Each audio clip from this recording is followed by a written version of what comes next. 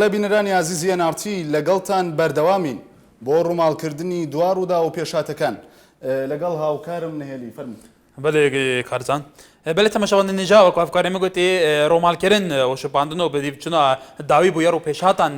دبارا بهدینان تایبتی پشتی بویرن دوهل NRT با یک راست دیگر بداینم و پشتی بویرن شوارابوری یا قضیه ازاخو و در دورنه ول بازار دوی که ایرو لهرما کردستان چندین کاربدان و بیاننامه به دیفخاد آنی مسعود بارزانی سروکی هرما کردستان در راگانه که دا اما جبهشان دیگر بویر کارک ناروابون و دوی راگانه دواسات یا جه داخل پشتی نیوروی روز اینیه دوی دازده به هندانا چند ماموستای کن اولی هجماره که گنجان رابون به چند کریاره کن تکدرانا و دروست کردن آلوزیه لناوا بازار زخو و پلامارا چندین جن گشت و گذاریدن به تایبتی اوین سر به براین مسیحی و ایسدینه کاسا پیچه افکاره لگور برنامه که تبا انجام دان که پیشتر بوهات که دارتن و پشتیوان آلوزیان جه هم دیسان جه داخل کجماره که خلکی و که کاربدان پلامارا چند بارگه که نیگرتو دابه بەڵێ کە ئەمەش بە هەمان شێوەکارێکی ناڕەوایە بەرزانی لەو ڕاگەاندراوی داماژەی بۆ ئەوە کردووە کە تیایدا و ئیدانەی هەموو ئەو کردەوە نامرۆڤان و نایاساییانە دەکات و داوا لە خەڵکی کوردستانیش دەکات کە پێکەوە ژیانی نەتەوەیی و ئاینی و مەزهەبی بکەنە ئامانجی سەرەکی خۆیان و ڕێز لە پێکەوە ژیان بگرن کە ساڵەهای ساڵە بەشێک بووە لە کەلچەری گەلی کوردستان کە ئەمڕۆ بۆتە جێی ڕێزی هەموو وڵاتانی جیهان بۆ ڕێگەگرتنیش لە دووبارەبوونەوەی هەر کردەوەیەکی نایاسایی هاوشێوەی ڕۆژێنی سەرۆکی هەرێم بڕیاری دا بە پێکێنانی لیژنەیەکی تایبەت بۆ لێکۆڵینەوە وەرگرتنی ڕێوشوێنی یاسایی بەرامبەر و کەسانی کە بەو تاوانانە هەڵساون و بە تونترین شێوە بێنە سزادان. بەڵێ سەرۆکایەتی حکوومەت هەرێمی کوردستانیش لەسەر ئەو ڕووداوانە ڕاگەندراوێکی بڵاو کردەوە و تیایدا هاتووە سەرۆکایەتی ئەنجومەنی وەزیران نیگەرانی توندی خۆی بەرامبەر ڕووداوەکانی شاری زاخۆ و دەوروبەری دەردەبڕێت کە تیایدا هێرش کرایە سەر هەندێک لە دوکان و هۆتێل و شوێنە گشتەکانی ئەم شارە و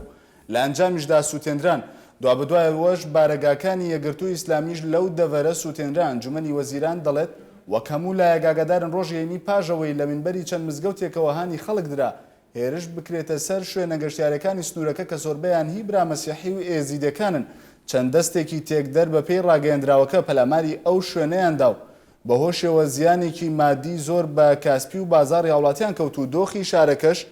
بە تەواوی شڵەژا و برینداربوونی هاوڵاتیان و هێزەکانی پۆلیسیشی لێکەوتەوە. بله هر وسط بیجه کاره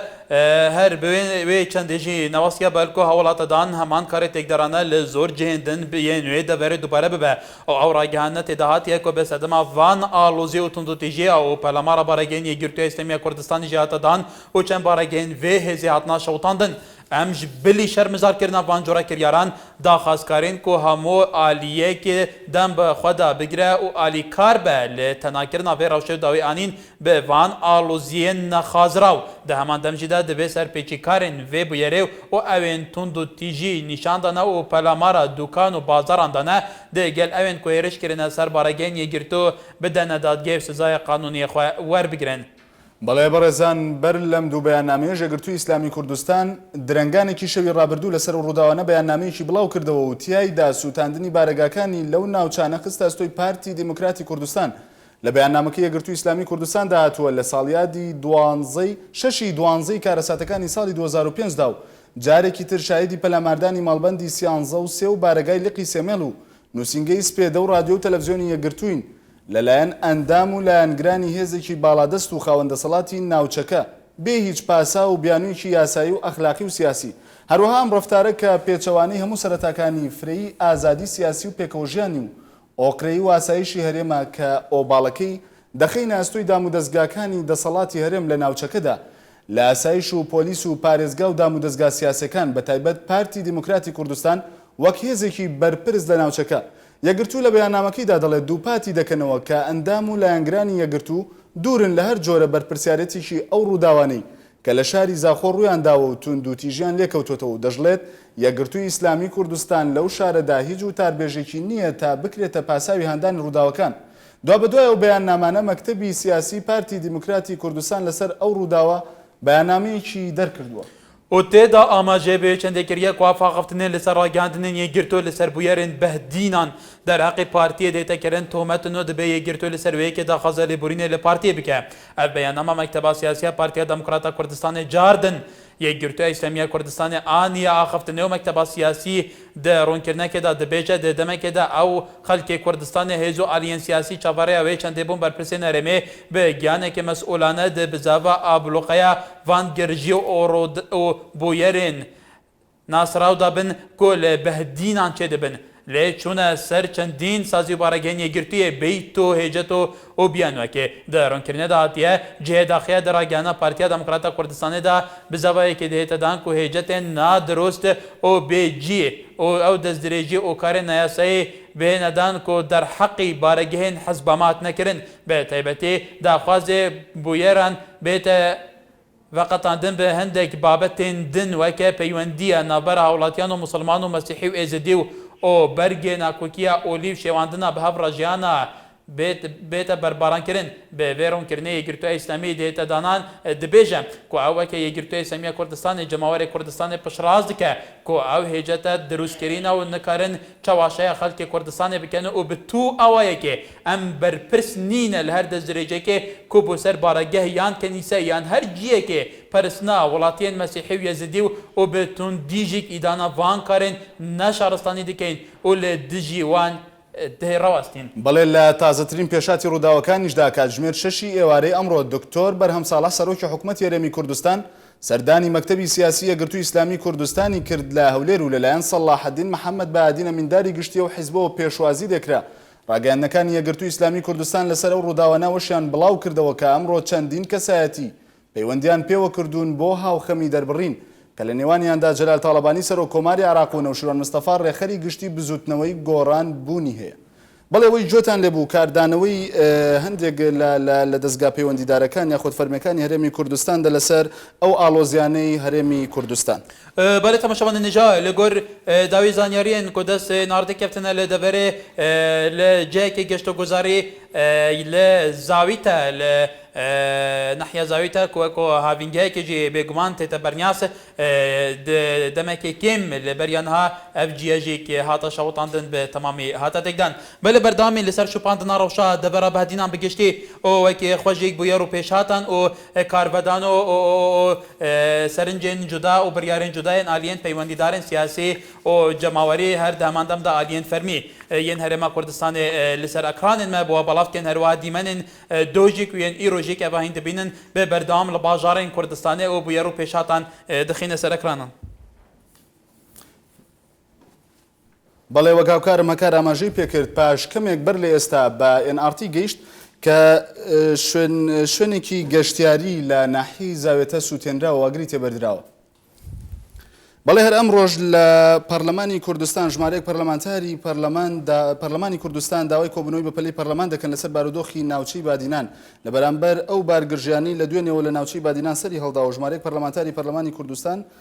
داوای کۆبوونەوەی بە پەلەیان لە سەرۆکایەتی پەرلەمانی کوردستان کردووە کە ژمارەیان 39 پەرلەمانتاری لیستە جاجەکانی پەرلەمانی کوردستانە. بله کارزانێکیش ئەندامین پەرلەمانی کوردستانی بۆ NRT نوچێن ڕۆماڵە مەیاییرۆدا وەسا خۆیەگەرن کوام داخواستکەین لە پەرلەمانی جوینێکی ئاوەرتا بێتە لە دارخستنە جوینە ڕەوشە لە دەبەر هەیە شرۆڤە بکە ئەو ڕێ ئەوەیان پێویستی بێنە گرتن لە هەمبەر ئەوان بویێرن کۆچێ بوونە کۆ بێگومان باندۆریاوان هەبووە لەسەر ڕەوشێوە ئەو دەبێژە بۆ پێویستە ئەف بویێرە جاردن دووبارە نەبنەبە. بەڵێ هەرم ڕۆژلایەنەکانی ئۆپۆزسیۆن لەبارەی ڕووداوەکانی بادینان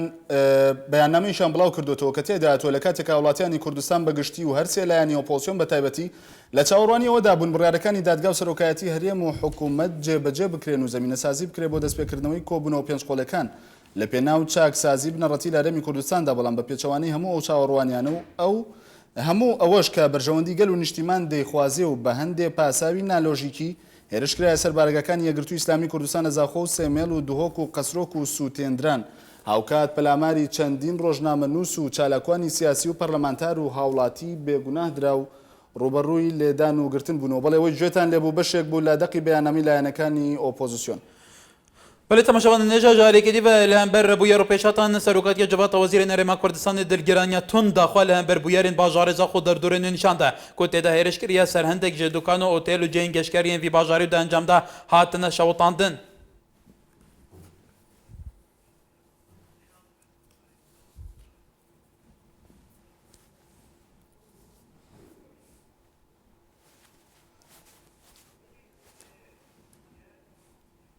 بەێ تەماشاوان نێجا پشتی بێن بێدانێکی کورتە ڕۆماڵەوە بوویەر و پێشهاتان لێ نارتی بەردەوام دەبە.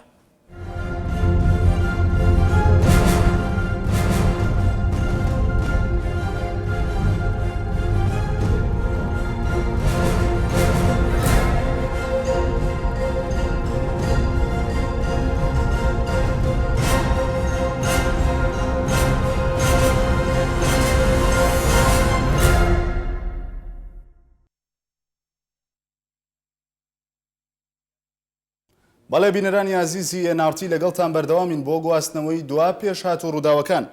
جعفەری منکی وتەبێژی مەکتەبی سیاسی پارتی دیموکراتی کوردستان بە NRT ڕاگەیان کە ئەوەی لە ناوچەی دهۆک و زاخۆ ڕوویان داوە کارێکی تێکدەرانەیە و بە پلان کراوە. وتەبێژی مەکتەبی پارتی ئەوە ڕەت دەکاتەوە کە پارتی لە پشت ڕووداوەکانەوە بێت و دەژڵێت وەک پارتی ئیدانە و محکومی هێرشکردنە سەر بارگاکانی یەکگرتوو دەکەین و هەروەها محکومی سوتاندنی دووکان و شوێنە گشتیەکان دەکەین.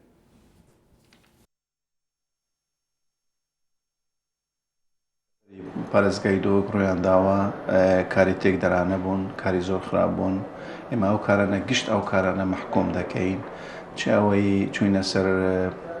ژیان و سەربەت و ماڵی هاوڵاتیان بە تایبەتی هاوڵاتیانی کریستیانی وێزیدی و چاوی چوینە سەر بەڕێگەکانی یەکگرتووی ئیسلامی کوردستان. ئێمە هەمویان محکوم دەکەین و بەڕاستی زیانی زۆری هەبوو بۆ هەیبەتی هەرێمی کوردستان، بۆ سەروەری هەرێمی کوردستان، بۆ ناودەنگی هەرێمی کوردستان کە بە سەقامگەری و ئەمن و ئاسایش ناسراوە و ئەوەی تر بەڕاستی ئیتیهامکردنی پارتی دیموکراتی کوردستان ئێمە ئەو ئیتیهامکردنە بە هەلوێستێکی نابەجێ و ناڕەوا دەزانین و ئێمە ڕەتی دەکەینەوە. بەڕاستی ئێمە پارتی دیموکراتی کوردستان لێرەدا مەزلومین لەم قەزیەدا و ئێمە مەسئول نەبووین لەوەی ڕووی داوە. بالعکس ئێمە چەندین پرسیارمان هەبوون ئەو بەرنامەی تێکدانی ئەمن و ئاسایش لەو ناوچەدا ئێمە تێدەگەین. ئەمە بەرنامەیەکی داڕژراوە و بەرنامەیەکە ینی هاوڵاتیانی کریستیان و ئەمن و ئاسایش لە منتەقەی و هاوڵاتیانی ئێزیدی کردیانە بە ئامانج. ئەم بەرنامێکی عەفەوی نەبووە، لەبەرەوە دەبێتن ئێمە لەگەڵ یەکگرتووی ئیسلامی کوردستان لەگەڵ هێزەکانی تری سیاسی کوردستان ئێمە وشیارتر بین، وریاتر بین، هاوکاری یەکتر بکەین کە ئەم بەرنامە هەمومان پێکەوە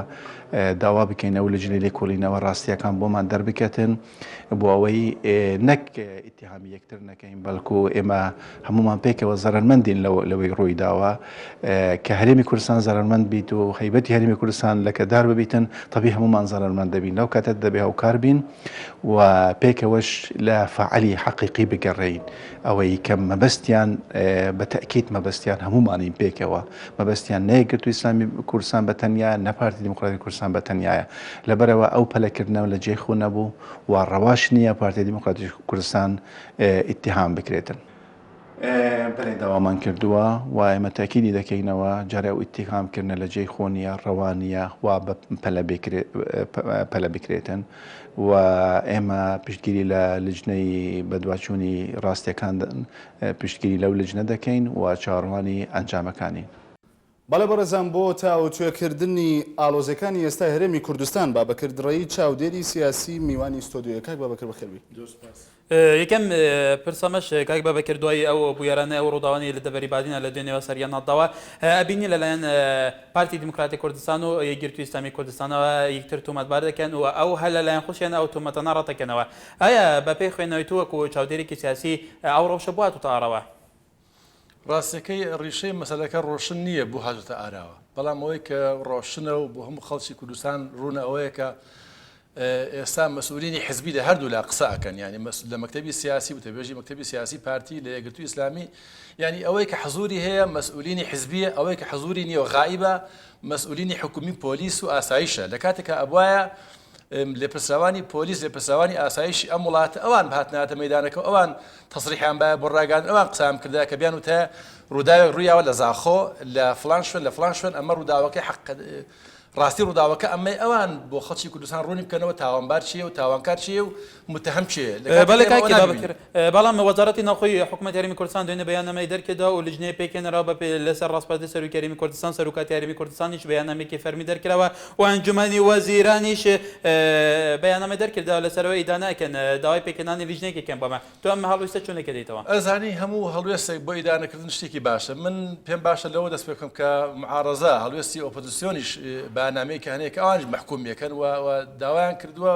کە ئەمە بوەستێنرێ و بە هەموو شێوەیە کللتوری سووتاندنی مقڕات محکوم بکە لە کوردستان ئەم کللتورە وەک ئەوان باسەکەن و خۆشم قەناعەتم پێێتی کە کللتورێکە پاشماوەی شەڕ ناوخۆی کوردستانە کە لە ساڵانی ڕابردووە هەبووە بە هیچ شێوەیەک ئەمە قابلی قبول نیە بۆ خەڵکی کوردستان و ئەمە خەڵکی وڵاتە گوناحە جەریمە بەرامبەرەوان کە سووتاندنی مقڕات بە هیچ مقڕاتی حیزبەکان بە قەناعەتی من و سەفارە دوایە یعنی حیزبێکی کوردی لە شارێکە کە لەو شارە نفوزی کەمترە یاخود بەقەدەر هێزی دەسەڵاتدار نییە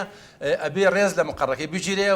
و حرمەتی بگیرێت چونکە ئەمە و سەفارەتەکە بۆ حیزبە ئەگەر ئەمە نەکراوە ئەبێ پۆلیس و حکوومەت بێتە دەنگ و قسە بکە و تەسەوری من وایە کە ئەمە گۆڕانکاریی مەترسیدارە لە کوردستانە ئەبێ بە هەموو شەوێک بوەستێنرێ و حکوومەت بێتە دەنگ لەسەر مۆزوعەکە بەڵێ کاک بابەکر بە شێوەیەکی گشتی دۆخەکە چیمان پێڵێ ماڵۆزە سیاسیە ئەگەر سیاسیە بۆچی شوێنە گەشتیارەکان دەکرێن ئامانج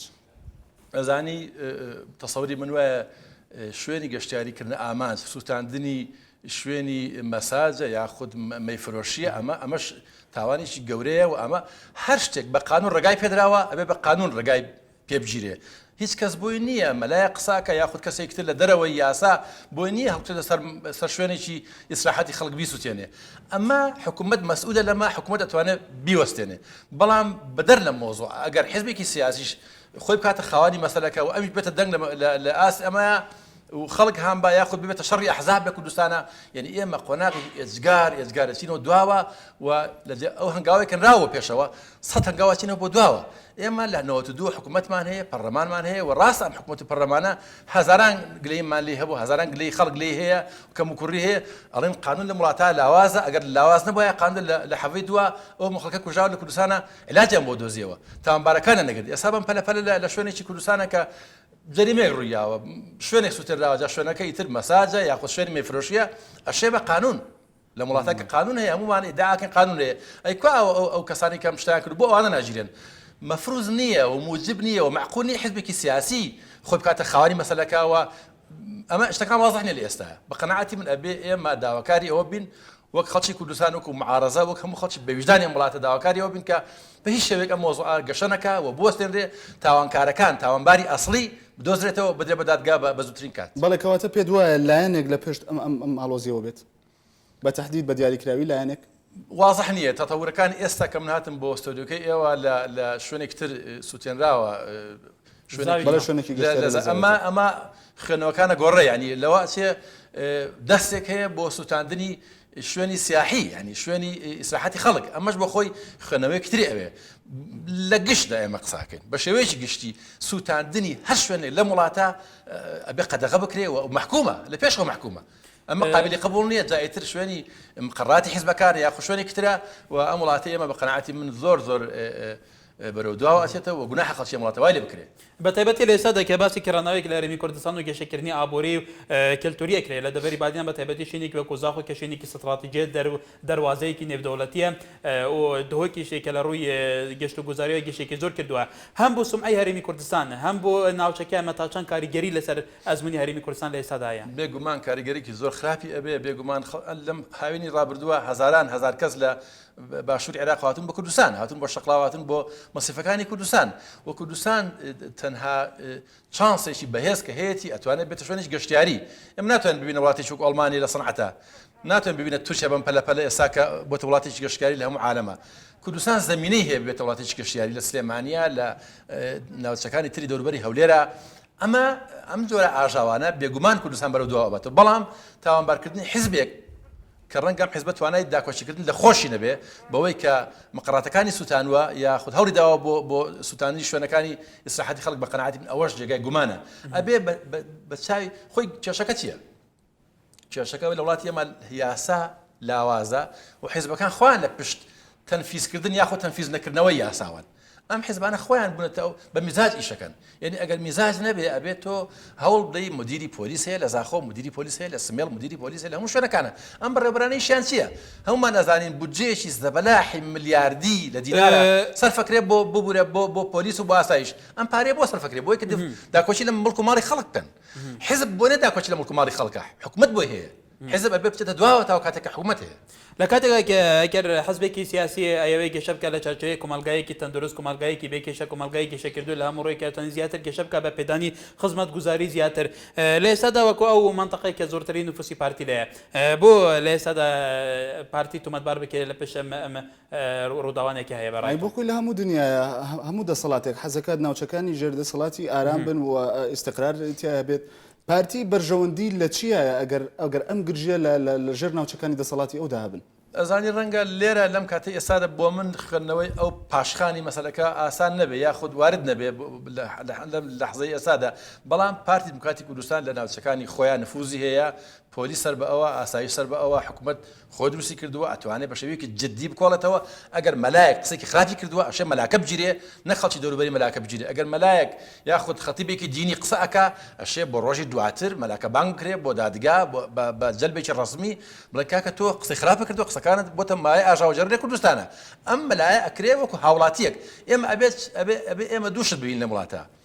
حکومت و هاوڵاتی حزب ئەبێ بڕاتە دواوە دام حزبەیەک گرتووە پارتی دموکراتی کوردستانە یەکێتی نیشتمانی کوردستانە هەر حزبێکی تری حاکمە یاخود غیری حاکمە ئێمە ئەوە نابینین کێشەکەی حکومت و قانون کە تەمسیلی حکومەت دەکا غایبە حزب بێتە پێشەوە ئەم مەکتەبی سیاسی و تەبێژەکەی کاکە ئێمە نەبووین و ئەوە کەوتە هجوومەکەتە دیفاع یعنی ئێمە ئێستا لە کوردستان هەموو خەڵکی ئەم وڵاتە بوونەتە شاهید بۆ نزاعێکی بێزانتی ئەحزاب لە کاتێک ئەبێ ئێمە شاهدی ئەوە بین حکوومەتەکە ئێمە لە بەریتانیا فترەی پێشەوەمان بینیمان سەدان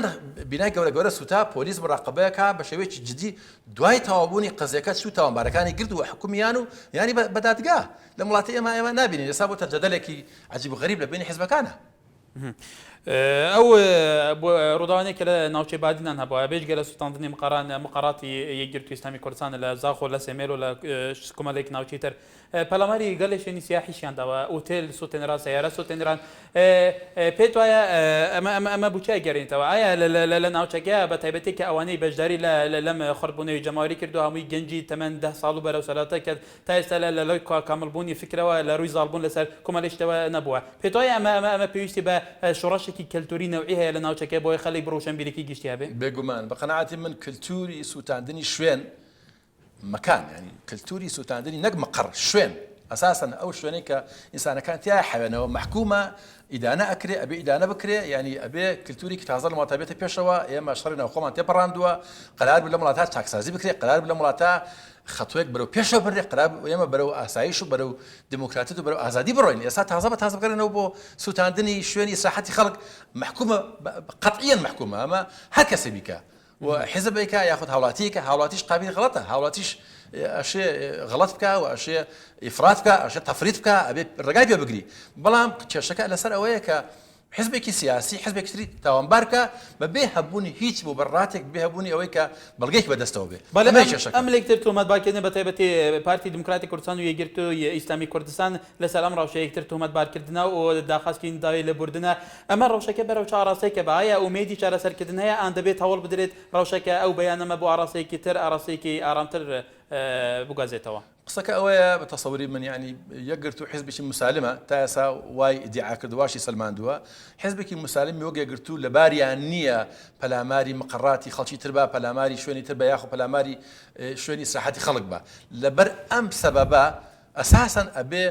پارتی مراجعەی تەسیحاتەکانی خۆی بکە و مراجعەی ئەو شتەکە تاسە کردوێتی و هەوڵ بدرێ بە شێوەیەکی نەرمونیان مەسەلەکە چارەسەر بکرێ و خەڵکی ئەم وڵاتە پێویستی بە شەڕ و ئاژاوە نیە خەڵکی ئەم وڵاتە پێویستی بەوە نیە کە حزبەکانی بەربوونە گیان یەکتری خەڵکی ئەم وڵاتە پێویستی بەوەیە کە ئیسراحەت و ئاسایش و خۆشگوزارانی بۆ فراهم بکرێت بەڵێ کاک بابەکر بۆ پێی جەنابتان کەسێکی دیاری نابزوتنەوەی گۆڕانیشن لە بەیاننامەی ئەمڕۆی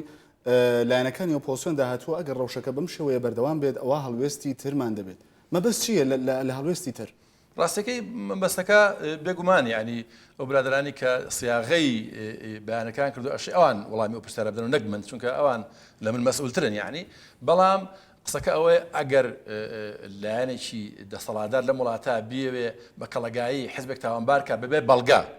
بەبێ بەڵگەی دقیق و بەڵگەی قانونی بێگومان حزبەکانی کە ڕەنگەی تر مووقف چیە مووقفتەوە بەیان دەرەکەی بەرچاوی خەڵک ڕۆشنەکەیتەوە و محاولاکی خەڵک بین سەر جادە محاولاکەی کە بڵی کاکە لە وڵاتە نەعەدالەتی هەیە زۆڵم هەیە غەدر هەیە ئەمەیە ڕێگاکان ڕێگای قانونی گریتە بەر یعنی ئێستا ڕێگای قانونی زۆر هەیە بۆ ئەوەی کە بەرامبەر سوڵتە قسە بکەیت سوڵتە ئەگەر زاڵم بوو بەڕاستی زۆر خەتەرناکە لە وڵاتەکە کە بێ قسەکەی لە کوردیاڵ ئەگەر دز و ماڵخۆ یەک بن هیچ دەرەخەتی نایە ینی تۆ لەم لا خەڵک شوێنە بسووتێنێت و حزبەکە دیفاعی لێ بکە حکوومەت دیفاعی لێ بکە ئەمە ناکرێ بەڕاستی بۆیە تەسەووری من وایە بەنامەکەی ئۆپۆزیسیۆن ئەوە بڵێ کە ئەگەر ئەم مۆزە چارەسەر نەکرێت یاخود حزبێکی معارەزات تاوانبار بکرێت بەوەی کە لە پشتە مەسەلانەوەی بێ بەڵگا بێگومان مەسەلەکە بەرەو ئاقارێک ترەوە بەڵێ بەڵێ کاک بابا کەرەمێ بچینە باڵێن و تێ پاشان مێڤەگەرین بۆ درێژەتان بە گوت و بێژەخوا بەڵێ تەماشەوان نێجا جعفەر ئیبراهیم بەردەفکێ مەکتەبا سیاسی پارتیا دموکراتە کوردستانی بۆیان ئارتی ڕادگەینە کۆ ئەوە لە دەبارە دووکێ وزاخ و چێبوویە کارێکە تێکدەرانە و ئەو بە پلان هاتیەکەرن و بەردەفکێ مەکتەبا سیاسی پارتی ڕادێکێک و پارتی لە پێش وان بووە ڕەڤە هەبە ئەو دەبێژەی وایکە پارتی ئیدانا محکومە هێرشکردنە سەربارەگەین یەکگرتو ئەو سوتاندنا دوکان و جهێن گشتی دەکەین دەڵێن جارێ ئەو کارانەی لە دەڤەری پارێزگای دۆک ڕۆیان داوە کاری تێکدەرانە بوون کاری زۆر خراپ بوون ئێمە ئەو کارانە گشت ئەو کارانە محکوم دەکەین چ ئەوەی چوینە سەر ژیان و سەروەت و ماڵی هاوڵاتیان بە تایبەتی هاوڵاتیانی کریسیانی وێزیدی و چاوی چوینە سەربەراگەکانی یەکگرتووی ئیسلامی کوردستان ئێمە هەمویان محکوم دەکەین و بەڕاستی زیانی زۆری هەبوو بۆ هەیبەتی هەرێمی کوردستان بۆ سەروەری هەرێمی کوردستان بۆ ناودەنگی هەرێمی کوردستان کە بە سەقامگەری و ئەمن و ئاسایش ناسراوە و ئەوەی تر بەڕاستی ئیتیهامکردنی پارتی دیموکراتی کوردستان ئێمە ئەو ئیتیهامکردنە بە هەلوێستێکی نابەجێ و ناڕەوا دەزانین و ئێمە ڕەدی دەکەینەوە بەڕاستی ئێمە پارتی دیموکراتی کوردستان لێرەدا مەزلومین لەم قەزیەدا و ئێمە مەسئول نەبووین لەوەی ڕووی داوە بلعکس ئێمە چەندین پرسیارمان هەبوون ئەو بەرنامەی تێکدانی ئەمن و ئاسایش لەو ناوچەدا ئێمە تێدەگەینەوە بەرنامەیەکی داڕژراوە و بەرنامەیەکە ینی هاوڵاتیانی کریسیان و ئەمن و ئاسایش لە منتەقەی و هاوڵاتیانی ئێزیدی کردیانە بە ئامانج ئەم بەرنامێکی عەفەوی نەبووە لەبەرەوە دەبێتن ئێمە لەگەڵ یەکگرتووی ئیسلامی کوردستان لەگەڵ هێزەکانی تری سیاسی کوردستان ئێمە وشیارتر بین وریاتر بین هاوکاری یەکتر بکەین کە ئەم بەرنامە هەمومان پێکەوە داوا بکەین ئەو لەجنەی لێکۆڵینەوە ڕاستیەکان بۆمان دەربکەتن بۆ ئەوەی نەک ئیتیهامی یەکتر نەکەین بەڵکو ئێمە هەمومان پێکەوە زەرمەندین لەوەی ڕووی داوە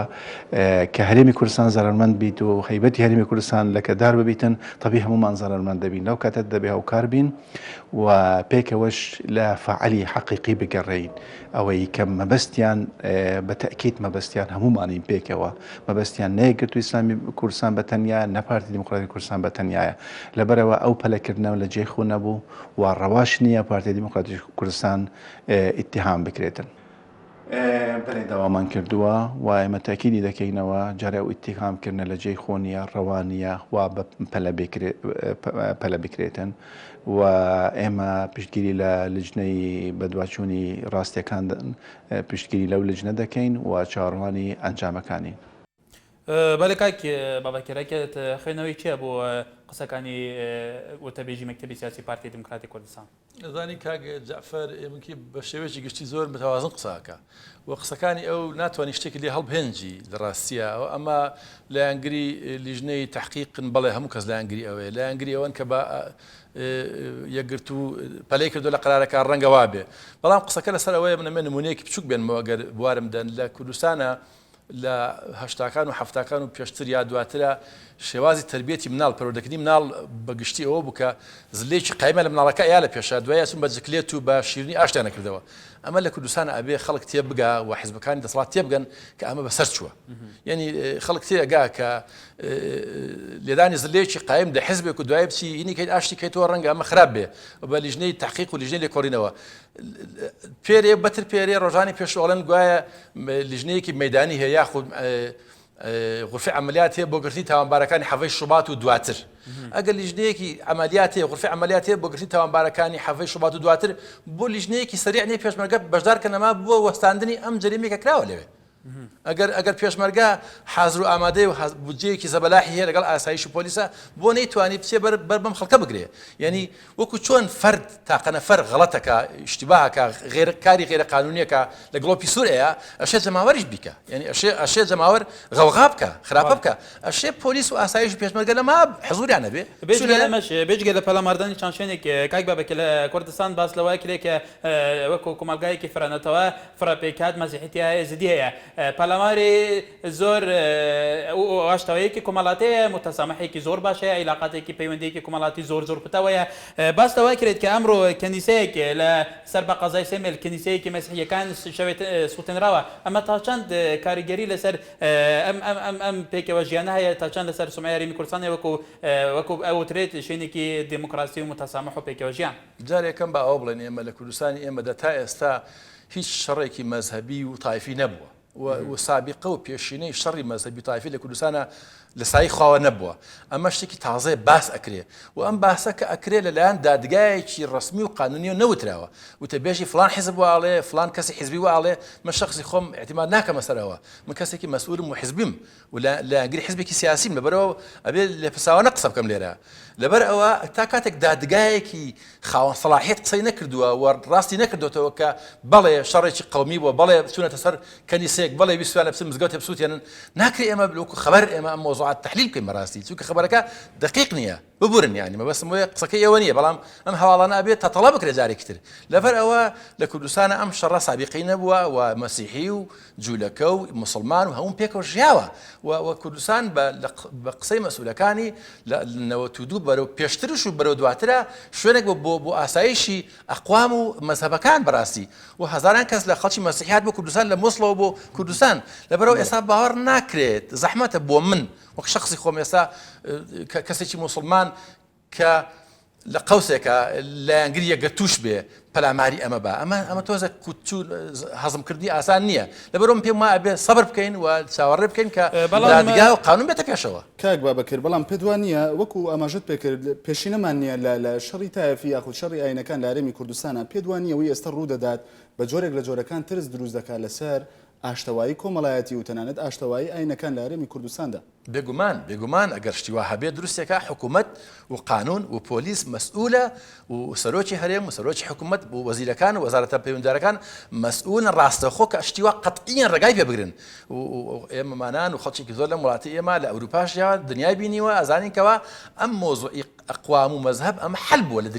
لە دنیای شارستانیان مەسەلەی جیاوازی لە مەزهب و ڕەگەز و تایفە حل بووە جێگای بەحث نەماوە خەڵک مناقەشەی ناکایتر یعنی ئەوەی کە ئەمە پێسەکەی سپی ئەو پێسەکەی ڕەشە ئەمە جوولەکەی ئەو مەسیحیە ئەو مسلمانە ئەمانە حل بووە لە کوردستانی ئێمە کەسێک بە ئیدعای مسلمانەتی و بە پەیوەستبوون حیزبێکی سیاسی و بێ بارەگای کنێسەیەک سووتێنێ ئەمە لە جەرایمی کوبرایە لە جەریمەی گەورەیە ئەبێ بە تونترین شێواز ئەمە قانون محکومی کە و سزای بە لەبەرەوە تەسەوری من وانە کە ئەم شتە بە ئاسانی لە کوردستانە شتیوا سەر هەڵبا و پێم وایە کللتوری وڵاتی ئێمە کللتورێکی نەرمونیان بووە و کللتورێک بووە لە زمانی پێغەمبەرەکانەوە تا ئێستا لە وڵاتی ئێمە شتیوا نەبووە بەڵێ ئەوەکۆ لە دەبەری بادینان باوە بە شێوەیەکی گشتی ئەو کەسانەی کە دوکانی تایبەت بە مەیفرۆشتن ئەو شانە هەیە هەمووی ئێزدی و مەسیحیەکانن ئەو زۆربەی ئەو شوێنانە کە سوڵتانڕا هەمووی لەلایەن مەسیحیەکان و ئێزدیەکانەوە خەوانداریت یەکرێ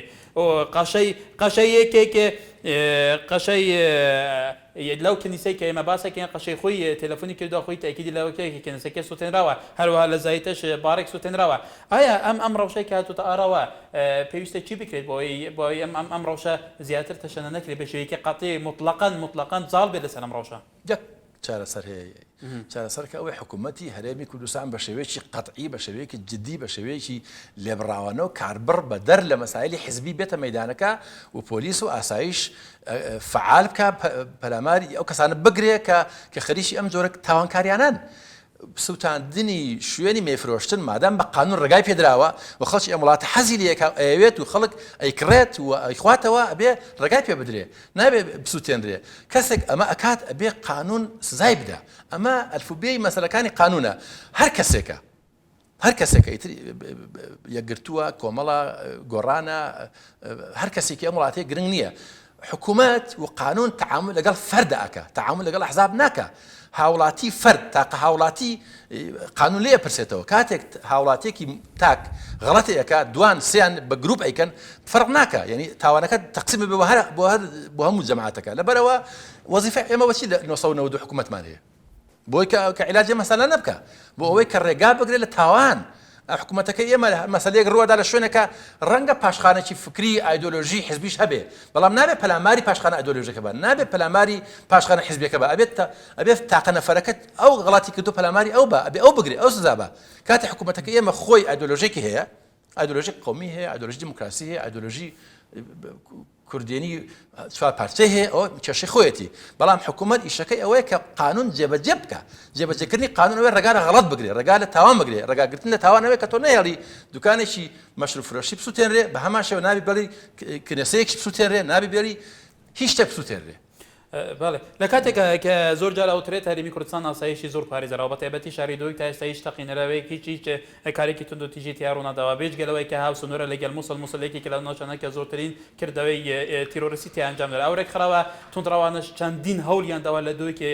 کێشەیەکانی دروستکردنیانتوانیوە لەبەر توکمەی هێزەکانیان نی ئەم ڕەوشە هاتوتە ئاراوە بەڕای تو تا چەند گرنگە پێداخشەنەوەی لە ئەدای هێزەکانی ئاسایش و هێزەکانی پۆلیس لە دوی بکرێت بۆ ئەوی توکمەتر بن ڕەوشی ئەمە دووبارە نەبێتەوە ئەزانی تا شوێنێک کە پەیوەندی هەیە بە عەلاقەی نێوان حکوومەت و گروپێکی تونڕە و بە حکوومەت و تاکێکی هاوڵاتیەوە کەس قسەی نییە و کەس مووقف نادا بەڵام ئێستا مۆزەکە بەداخەوالی هاتەوە بۆتە نێوانی حزبێکی سیاسی دەسەڵاتدار لەگەڵ حزبێکی ترە ئەگەر ئەم معادلە لابین لە قەزیەکە ئەگەر مەسەلەی حزبەکان لابین و نەبێتە کێشەی حزبەکان نەبێتە کێشەی حزبی دەسەڵاتدار کە گومان لەسەری هەیە نەعەدالەتی کردو لە سابقاً پێشووترا لە مەسەلەی حەڤەی دووە لە مەسەلەی دو حەڤەی دووە لە مەسەلەی حکومڕانی وڵاتەکە ئێمە خۆمان هەندێک خەڵکی زۆر وڵاتە 25 کەس لە پەرلەمانە 8 کەس لە پەرلەمانی عێراقا 1 ملیۆن کەس دەنگدەر ئەمانە هەمووی گلەی قسەی هەیە لەسەر مۆزوع بەڵام بەدەر لە مەسەلەی معارەزە بەدەر لە مەسەلەی حزبەکانی معارەزە ئەگەر کێشەکە ببێتە نێوان حکوومەت و قانون لەگەڵ تاکی هاوڵاتیە لەوێ گروپێکی تونڕە و گروپێکی تیرۆریست کەس قسەی نییە هەموو کەس چاوەڕێکە حکوومەت واجبی خۆی جێبەجێ بکە هەموو کەس چاوەڕێیەکەی تۆ حکوومەتەکەی تۆ تاوانبارەکان سزا بابەت بە شێوەیەکی ئوسوڵی بە شێوەیەکی قانونی کاتی خۆی لە هەولێر زانا هەبوو مەلازانە کەسێکی وا هەبوو تاوانی زۆری کردبوو ئیتر ئەمە گیرا و حکم درا بەڵێ کەس قسەی نەکرد و کەسەڵی ناوەتە لەسەری تاوانی گەورەی کردبوو لە هەر شوێنێکی تری ئەم وڵاتەشە ئەگەر تاکێکی هاوڵاتی ئەگەر دوان ئەگەر گروپێک هەستێ بەکارێکی ناقانونی ئەگەر گروپێکی تیرۆریستیە تونڕەوە هەر کەسێکە هەموو کەس داگری حکوومەتەکە ئەگەر ئەگەم تاوانکارانە سزا بدە بەڵام ئەگەر حکوومەت خۆی تەفسیری بۆ بکە تەفسیرێکی دڵبخوایی تەفسیرێکی مزاجی بۆ بکە بۆ مەسەلەکە بێگومان خەڵکی ئەم وڵاتە هەڵاتێ خەڵکی معارەزە قساکەوە و تەفسیری تری بۆ کرێ بەڵێ ئەگەر گفتوگۆکەمان فراوانتر بکەین کاک بابەکر دەمێ بپرسم ئەوەی کە ئێستا ڕوودەدات لە هەرێمی کوردستاندا ئەکرێ بڵێن درێژکراوی یاخود پەیوەندی هەیە بۆی لە ناوچەکەدا ڕوودەدات یاخود بە جۆرێکی تر ئەگەر بڵێن ئەم ڕووداوانە دابڕاون یان دانەبراون لە بەهاری عەرەبی ڕاستەکەی ئەم مەسەلەیە بە شێوەیەکی گشتی کوردستانی ئێمە لە ژێر شنەبا و لە ژێر ڕەحمەت و لە ژێر بارانی بە بەهاری عەرەبی ئاژی یعنی ئەگەر حزبەکانی دەسەڵاتداری کوردستان نەکەوت بە ژێر کاریگەری شنەبا و بارانی بەهاری عەرەبیەوە خەڵکی کوردستان کەوتووە ئەگەر دەسەڵات نەکەوت ژێر کاریگەریەوە خەڵک کەوتووە ینی خەڵکی ئەم وڵاتی ئێمە بێگومان ینی ئێستا خۆشبەختانە دنیا هەمووی بۆتە گوندێکی پشکۆلانە زۆر باسی مەسەلەیەمان کردو لێرە لە شوێنی تریشە یعنی مادام کە دنیا بۆتە گوندێک و بە شێوازەکانی ارتباطات و پەیوەندیەکانی کە ئێستا لە عالەما هەیە خۆشبەختانە وڵاتی ئێمەش گەنجە پیرە جوانە خوێندەوارە خوێندکارە هەمووی ئاگا لە دنیا هەیە ئاگامان لێ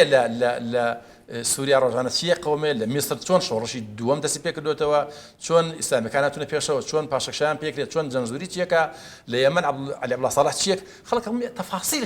ئەیزانێ خەڵکی وڵاتی ئێمە لەبەر ئەوە یعنی شتێکی زۆر نامەنتیقیە حزبی دەسەڵاتداری کوردی پێوا بێ خەڵکی ئەم وڵاتە ئاگای لەم مەسەلانەیە نییە و ناتوانە ئاگای لێ بێ بەڵام مەسەلەکە ئەوەیە ئۆپۆزیسیۆنی ئەم وڵاتە ئۆپۆزیسیۆنێکی منطقیە ئۆپۆزیسیۆنێکی عەقلانیە ئۆپۆزیسیۆنێکە کە تەجروبەیەکی باشی هەیە و شخصیاتی تاریخی و گەورە لەم معارەزە کۆبەتەوە و خەڵکێکی زۆری تایە ویستیان و هەوڵ لە هەوری ئەوەدان کە بە شێوەیەکی نەرمونیان ئەم وڵاتی ئێمە بگۆڕێ بە شێوەیەکی نەرمونیان بە شێوەیەکی ئوسوڵی بەڵام ئەگەر دەسەڵاتی سیاسی بێ بێ ئەم دەربوونیانە ئیجازە بدەیت بێ ئەم دەربوونیانە تەسریعکە بە سەبەبێک بەئەلف سەبەب خۆی ڕەنگە زەرەر بکە. بەڵێ بابەکر دەرەی چاودێری سیاسی بۆ شوپاندنا ڕەوشێ لە سوودیێ باوەیەکی زنی دیگەمە بوو سپاس بۆ زانیاری سپاس.